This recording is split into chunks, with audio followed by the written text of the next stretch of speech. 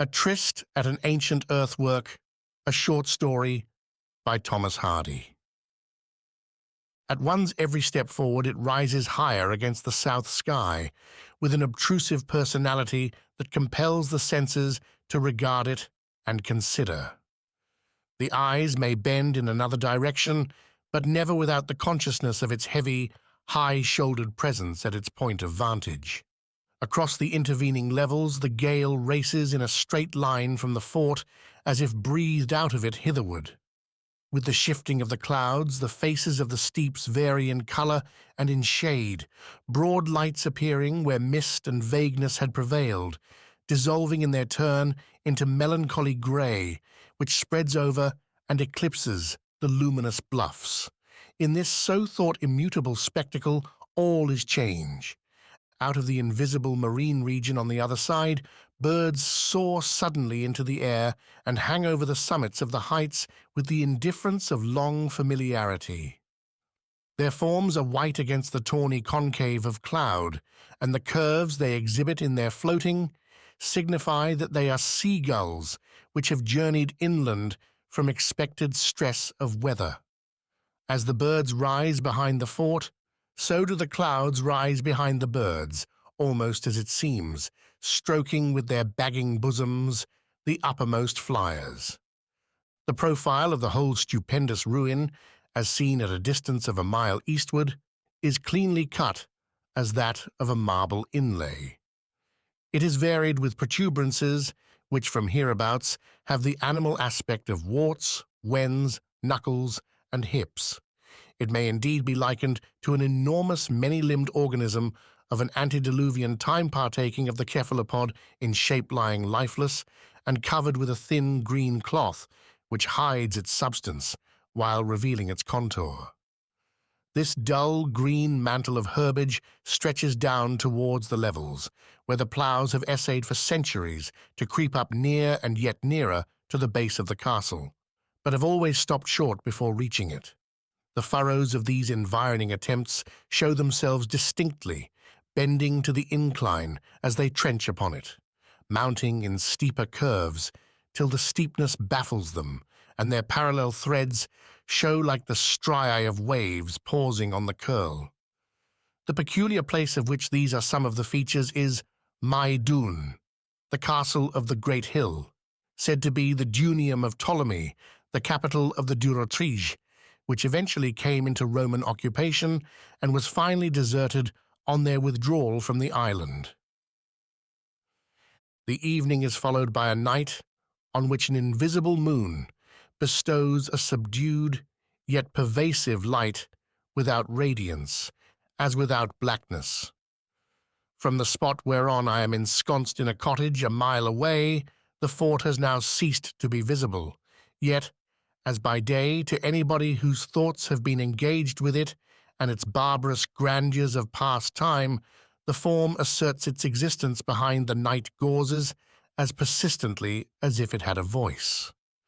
Moreover, the southwest wind continues to feed the intervening arable flats with vapours brought directly from its sides. The midnight hour for which there has been occasion to wait at length arrives, and I journey towards the stronghold in obedience to a request urged earlier in the day. It concerns an appointment, which I rather regret my decision to keep now that night is come. The route thither is hedgeless and treeless, I need not add deserted. The moonlight is sufficient to disclose the pale, riband-like surface of the way as it trails along between the expanses of darker fallow. Though the road passes near the fortress, it does not conduct directly to its fronts. As the place is without an inhabitant, so it is without a trackway. So presently, leaving the macadamized road to pursue its course elsewhither, I step off upon the fallow and plod stumblingly across it. The castle looms out of the shade by degrees, like a thing waking up and asking what I want there. It is now so enlarged by nearness that its whole shape cannot be taken in at one view. The ploughed ground ends as the rise sharpens, the sloping basement of grass begins, and I climb upward to invade my dun. Impressive by day as this largest ancient British work in the kingdom undoubtedly is, its impressiveness is increased now. After standing still and spending a few minutes in adding its age to its size and its size to its solitude, it becomes appallingly mournful in its growing closeness. A squally wind blows in the face with an impact which proclaims that the vapors of the air sail low tonight. The slope that I so laboriously clamber up the wind skips sportively down. Its track can be discerned even in this light by the undulations of the withered grass bents, the only produce of this upland summit except moss. 4 minutes of ascent, and a vantage ground of some sort is gained. It is only the crest of the outer rampart. Immediately within this a chasm gapes. Its bottom is imperceptible, but the counterscarp slopes not too steeply to admit of a sliding descent if cautiously performed. The shady bottom, dank and chilly, is thus gained, and reveals itself as a kind of winding lane, wide enough for a wagon to pass along, floored with rank herbage, and trending away, right and left, into obscurity between the concentric walls of earth. The towering closeness of these on each hand, their impenetrability and their ponderousness, are felt as a physical pressure. The way is now up the second of them, which stands steeper and higher than the first. To turn aside, as did Christian's companion, from such a hill difficulty, is the more natural tendency, but the way to the interior is upward. There is, of course, an entrance to the fortress, but that lies far off on the other side. It might possibly have been the wiser course to seek for easier ingress there. However, being here, I ascend the second acclivity. The grass stems the grey beard of the hill sway in a mass close to my stooping face. The dead heads of these various grasses fescues, foxtails and rise bob and twitch as if pulled by a string underground. From a few thistles a whistling proceeds, and even the moss speaks in its humble way under the stress of the blast. That the summit of the second line of defense has been gained is suddenly made known by a contrasting wind from a new quarter coming over with the curve of a cascade. These novel gusts raise a sound from the whole camp or castle, playing upon it bodily as upon a harp. It is with some difficulty that a foothold can be preserved under their sweep. Looking aloft for a moment, I perceive that the sky is much more overcast than it has been hitherto, and in a few instants a dead lull in what is now a gale ensues with almost preternatural abruptness. I take advantage of this to sidle down the second counterscarp, but by the time the ditch is reached, the lull reveals itself to be but the precursor of a storm. It begins with a heave of the whole atmosphere, like the sigh of a weary, strong man on turning to recommence unusual exertion, just as I stand here in the second fosse. That which now radiates from the sky upon the scene is not so much light as vaporous phosphorescence. The wind, quickening, abandons the natural direction it has pursued on the open upland, and takes the course of the gorge's length, rushing along therein, helter-skelter, and carrying thick rain upon its back. The rain is followed by hailstones which fly through the defile in battalions rolling, hopping, ricocheting, snapping, clattering down the shelving banks in an undefinable haze of confusion. The earthen sides of the fosse seem to quiver under the drenching onset, though it is practically no more to them than the blows of Thor upon the giant of Jotunland. It is impossible to proceed further till the storm somewhat abates, and I draw up behind a spur of the inner scarp, where possibly a barricade stood 2,000 years ago, and thus await events. The roar of the storm can be heard travelling the complete circuit of the castle, a measured mile coming round at intervals like a circumambulating column of infantry.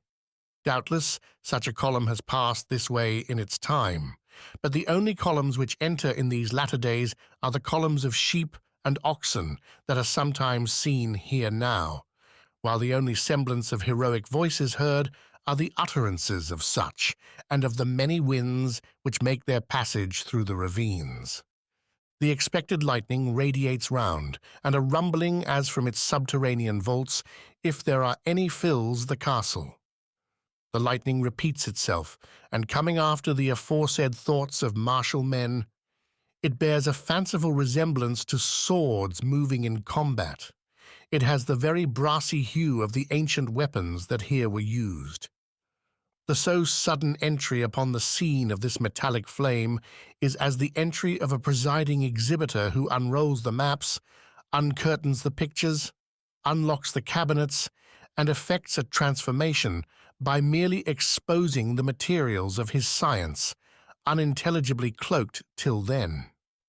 The abrupt configuration of the bluffs and mounds is now for the first time clearly revealed, mounds whereon, doubtless, spears and shields have frequently lain, while their owners loosened their sandals and yawned and stretched their arms in the sun.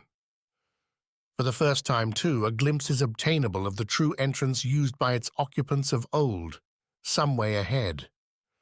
There, where all passage has seemed to be inviolably barred by an almost vertical facade, the ramparts are found to overlap each other like loosely clasped fingers, between which a zigzag path may be followed, a cunning construction that puzzles the uninformed eye.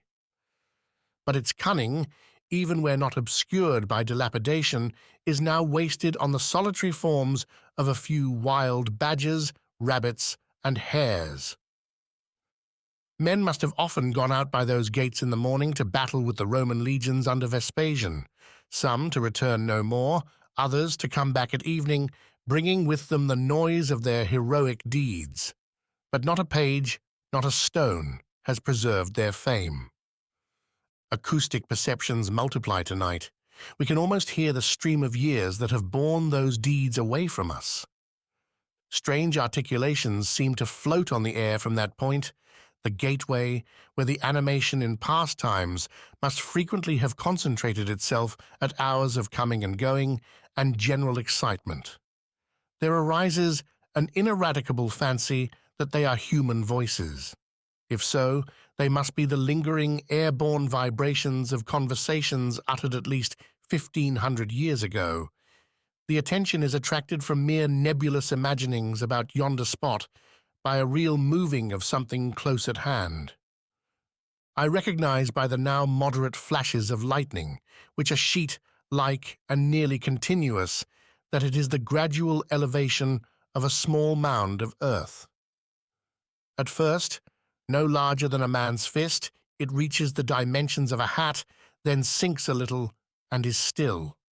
It is but the heaving of a mole who chooses such weather as this to work in from some instinct that there will be nobody abroad to molest him.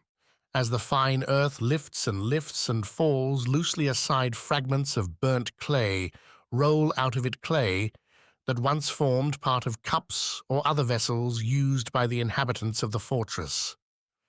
The violence of the storm has been counterbalanced by its transitoriness. From being immersed in well-nigh solid media of cloud and hail shot with lightning, I find myself uncovered of the humid investiture and left bare to the mild gaze of the moon, which sparkles now on every wet grass blade and frond of moss. But I am not yet inside the fort, and the delayed ascent of the third and last escarpment is now made. It is steeper than either. The first was a surface to walk up, the second to stagger up, the third can only be ascended on the hands and toes. On the summit obtrudes the first evidence which has been met with in these precincts that the time is really the 19th century. It is in the form of a white notice board on a post, and the wording can just be discerned by the rays of the setting moon. Caution. Any person found removing relics, skeletons, stones, pottery, tiles, or other material from this earthwork or cutting up the ground will be prosecuted as the law directs. Here one observes a difference underfoot from what has gone before. Scraps of Roman tile and stone chippings protrude through the grass in meager quantity, but sufficient to suggest that masonry stood on the spot. Before the eye stretches under the moonlight, the interior of the fort. So open and so large is it as to be practically an upland plateau, and yet its area lies wholly within the walls of what may be designated as one building. It is a long violated retreat. All its cornerstones, plinths and architraves were carried away to build neighboring villages even before medieval or modern history began. Many a block which once may have helped to form a bastion here rests now in broken and diminished shape as part of the chimney corner of some shepherd's cottage within the distant horizon, and the cornerstones of this heathen altar may form the base course of some adjoining village church. Yet the very bareness of these inner courts and wards, their condition of mere pasturage, protects what remains of them as no defences could do. Nothing is left visible that the hands can seize on or the weather overturn, and a permanence of general outline at least results, which no other condition could ensure. The position of the castle on this isolated hill bespeaks deliberate and strategic choice exercised by some remote mind capable of prospective reasoning to a far extent.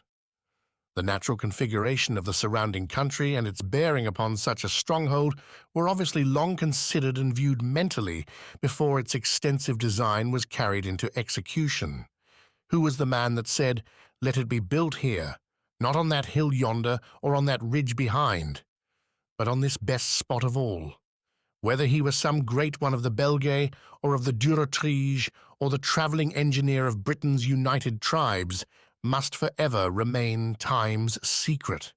His form cannot be realized, nor his countenance, nor the tongue that he spoke, when he set down his foot with a thud and said, "Let it be here."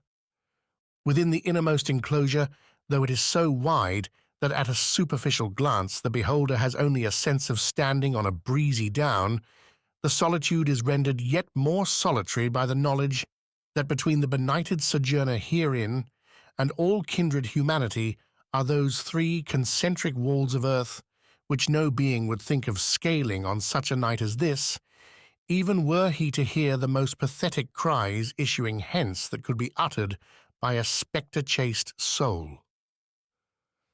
I reach a central mound or platform, the crown and axis of the whole structure. The view from here by day must be of almost limitless extent. On this raised floor, dais or rostrum, harps have probably twanged more or less tuneful notes in celebration of daring, strength or cruelty, of worship, superstition, love, birth and death, of simple, loving kindness, perhaps never. Many a time must the king or leader have directed his keen eyes hence across the open lands towards the ancient road, the Icening Way, still visible in the distance, on the watch for armed companies approaching either to succor or to attack. I am startled by a voice pronouncing my name. Past and present have become so confusedly mingled under the associations of the spot that for a time it has escaped my memory that this mound was the place agreed on for the aforesaid appointment. I turn and behold my friend. He stands with a dark lantern in his hand and a spade and light pickaxe over his shoulder. He expresses both delight and surprise that I have come. I tell him I had set out before the bad weather began. He, to whom neither weather, darkness, nor difficulty seems to have any relation or significance, so entirely is his soul wrapped up in his own deep intentions, asks me to take the lantern and accompany him. I take it and walk by his side. He is a man about 60, small in figure, with grey old-fashioned whiskers cut to the shape of a pair of crumb brushes. He is entirely in black broadcloth, or rather, at present, black and brown, for he is bespattered with mud from his heels to the crown of his low hat. He has no consciousness of this, no sense of anything but his purpose, his ardour for which causes his eyes to shine like those of a lynx, and gives his motions all the elasticity of an athlete's. "Nobody to interrupt us at this time of night?" He chuckles with fierce enjoyment. We retreat a little way and find a sort of angle, an elevation in the sod, a suggested squareness amid the massive irregularities around. Here, he tells me, if anywhere, the king's house stood. 3 months of measurement and calculation have confirmed him in this conclusion. He requests me now to open the lantern, which I do, and the light streams out upon the wet sod. At last, divining his proceedings, I say that I had no idea in keeping the tryst that he was going to do more at such an unusual time than meet me for a meditative ramble through the stronghold. I ask him why, having a practicable object, he should have minded interruptions and not have chosen the day. He informs me, quietly pointing to his spade, that it was because his purpose is to dig, then signifying with a grim nod the gaunt notice post against the sky beyond. I inquire why. As a professed and well-known antiquary with capital letters at the tail of his name, he did not obtain the necessary authority, considering the stringent penalties for this sort of thing. And he chuckles fiercely again with suppressed delight and says, "Because they wouldn't have given it." He at once begins cutting up the sod, and as he takes the pickaxe to follow on with, assures me that, penalty or no penalty, honest men or marauders, he is sure of one thing, that we shall not be disturbed at our work till after dawn. I remember to have heard of men who, in their enthusiasm for some special science, art, or hobby, have quite lost the moral sense which would restrain them from indulging it illegitimately, and I conjecture that here at last is an instance of such an one. He probably guesses the way my thoughts travel, for he stands up and solemnly asserts that he has a distinctly justifiable intention in this matter, namely to uncover, to search, to verify a theory or displace it, and to cover up again. He means to take away nothing, not a grain of sand. In this, he says, he sees no such monstrous sin. I inquire if this is really a promise to me. He repeats that it is a promise and resumes digging. My contribution to the labor is that of directing the light constantly upon the hole. When he has reached something more than a foot deep, he digs more cautiously, saying that, be it much or little there, it will not lie far below the surface. Such things never are deep. A few minutes later, the point of the pickaxe clicks upon a stony substance. He draws the implement out as feelingly as if it had entered a man's body. Taking up the spade, he shovels with care, and a surface, level as an altar, is presently disclosed. His eyes flash anew. He pulls handfuls of grass and mops the surface clean, finally rubbing it with his handkerchief. Grasping the lantern from my hand, he holds it close to the ground, when the rays reveal a complete mosaic, a pavement of minute tesserae of many colors, of intricate pattern, a work of much art, of much time, and of much industry. He exclaims in a shout that he knew it always, that it is not a Celtic stronghold exclusively, but also a Roman, the former people having probably contributed little more than the original framework which the latter took and adapted till it became the present imposing structure. I ask, what if it is Roman? A great deal, according to him, that it proves all the world to be wrong in this great argument and himself alone to be right. Can I wait while he digs further? I agree reluctantly, but he does not notice my reluctance. At an adjoining spot he begins flourishing the tools anew with the skill of a navvy, this venerable scholar with letters after his name. Sometimes he falls on his knees, burrowing with his hands in the manner of a hare, and where his old-fashioned broadcloth touches the sides of the hole, it gets plastered with the damp earth. He continually murmurs to himself how important, how very important this discovery is. He draws out an object, we wash it in the same primitive way, by rubbing it with the wet grass, and it proves to be a semi-transparent bottle of iridescent beauty, the sight of which draws groans of luxurious sensibility from the digger. Further and further search brings out a piece of a weapon. It is strange indeed that by merely peeling off a wrapper of modern accumulations, we have lowered ourselves into an ancient world. Finally, a skeleton is uncovered, fairly perfect. He lays it out on the grass, bone to its bone. My friend says the man must have fallen fighting here, as this is no place of burial. He turns again to the trench, scrapes, feels, till from a corner he draws out a heavy lump, a small image 4 or 5 inches high. We clean it as before. It is a statuette, apparently of gold, or more probably of bronze, gilt a figure of Mercury, obviously, its head being surmounted with the petasus or winged hat, the usual accessory of that deity. Further inspection reveals the workmanship to be of good finish and detail and, preserved by the limy earth, to be as fresh in every line as on the day it left the hands of its artificer. We seem to be standing in the Roman Forum, and not on a hill in Wessex. Intent upon this truly valuable relic of the old empire of which even this remote spot was a component part, we do not notice what is going on in the present world till reminded of it by the sudden renewal of the storm. Looking up, I perceive that the wide extinguisher of cloud has again settled down upon the fortress town, as if resting upon the edge of the inner rampart and shutting out the moon. I turn my back to the tempest, still directing the light across the whole. My companion digs on unconcernedly. He is living 2,000 years ago and despises things of the moment as dreams. But at last he is fairly beaten, and standing up beside me looks round on what he has done. The rays of the lantern pass over the trench to the tall skeleton stretched upon the grass on the other side.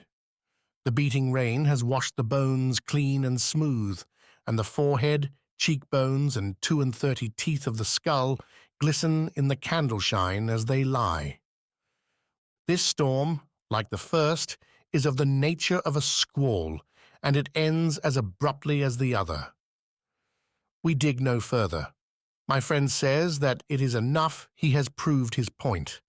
He turns to replace the bones in the trench and covers them, but they fall to pieces under his touch. The air has disintegrated them, and he can only sweep in the fragments. The next act of his plan is more than difficult, but is carried out. The treasures are inhumed again in their respective holes. They are not ours. Each deposition seems to cost him a twinge, and at one moment I fancied I saw him slip his hand into his coat pocket. "We must rebury them all," say I.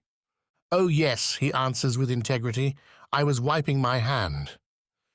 The beauties of the tessellated floor of the governor's house are once again consigned to darkness.